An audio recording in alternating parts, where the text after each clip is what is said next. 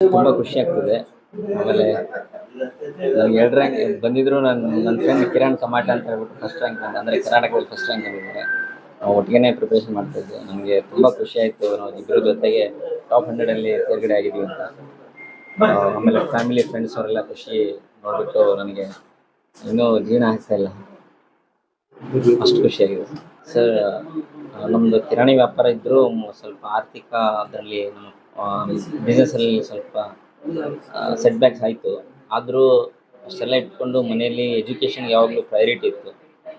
ನೀವು ಬಿಸ್ನೆಸ್ಸಲ್ಲಿ ಲಾಸ್ ಆದರೂ ಪರವಾಗಿಲ್ಲ, ದುಡ್ಡು ಪ್ರೈಮರಿ ಎಜುಕೇಷನ್ಗೆ ಫ್ಲೋ ಆಗ್ತಾಯಿತ್ತು ನಮ್ಮ ಮನೆಯಲ್ಲಿ. ಅದು ನಮಗೆ ಒಂದು ಒಳ್ಳೆ ಎಜುಕೇಷನ್ ಕೊಡಲಿಕ್ಕೆ ಕೊನೆಗೆ ಕೊಡ್ತು. ಅದಾದಮೇಲೆ ನಮಗೆ ನಮ್ಮ ಫ್ಯಾಮಿಲಿ ಸಪೋರ್ಟ್, ಆಮೇಲೆ ನನ್ನದೊಂದು ಇಚ್ಛೆ ಕ್ರಿಯೇಟ್ ಆಗಿ ಕಂಟಿನ್ಯೂಯಸ್ ವರ್ಕ್ ಮಾಡಿ ಕೊನೆಗೆ ಈ ರಿಸಲ್ಟ್ ಬಂದಿದೆ ಸರ್. ಇದು ಈ 1 ವರ್ಷದ್ದು ಮರೆಯುವಂಥ ಒಂದು ನಕ್ಷತ್ರ ಥರ ಘಟನೆ ಆಗ್ಬಾರ್ದು ಸರ್. ಇದು ಯಾದಗಿರಿ ಡಿಸ್ಟಿಕ್ ಸೂರ್ಯನ ಥರ ಉದಯ ಅಂತ ನಾನು ಭಾವಿಸ್ತೀನಿ. ಬಟ್ ಇದನ್ನು ಪೂರ್ಣಗೊಳಿಸ್ಬೇಕಂದ್ರೆ ಈ ನಿಟ್ಟಿನಲ್ಲಿ ಕಂಟಿನ್ಯೂಯಸ್ ವರ್ಕ್ ಮಾಡಬೇಕು. ಪರ್ಟಿಕ್ಯುಲರ್ಲಿ ಇಲ್ಲಿನ ಡೆವಲಪ್ಮೆಂಟ್ ಬೋರ್ಡು, ಆಮೇಲೆ ಕರ್ನಾಟಕ ಸರ್ಕಾರದ ಈ ಕಲ್ಯಾಣ ಕರ್ನಾಟಕ ಭಾಗಕ್ಕೆ ಹೆಚ್ಚಿನ ಒಲವು ಬೇಕು. ಆಮೇಲೆ ನಮ್ಮ ಜನದಲ್ಲಿ ಫಸ್ಟು ನಂಬಿಕೆ ಮತ್ತು ವಿಶ್ವಾಸ ಬೇಕು. ಡೊನಾಲ್ಡ್ ಟ್ರಂಪ್ ಹೇಳ್ತಾರೆ, you have to think anyway, so think big ಅಂತ ಹೇಳ್ತಾರೆ.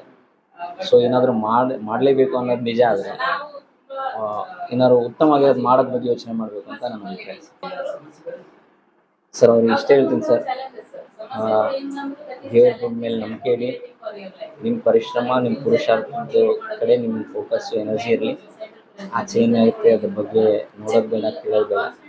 ಕೆಲವೊಂದು 2-3 ವರ್ಷವರೆಗೂ ಕಣ್ಣು ಕಿವಿ ಬಾಯಿ ಮುಚ್ಕೊಂಡು ಕೂತ್ಕೊಂಡ್ಬಿಟ್ರೆ ಯಾವ ಎಕ್ಸಾಮ್ ಆಗಲಿ, ಯಾವುದೇ ಫೀಲ್ಡಲ್ಲಿ ಏನೇ ಮಾಡೋದಾಗಿರಲಿ, ಅದು ಇಂಪಾಸಿಬಲ್ ಏನಿಲ್ಲ ಸರ್. Thank you sir.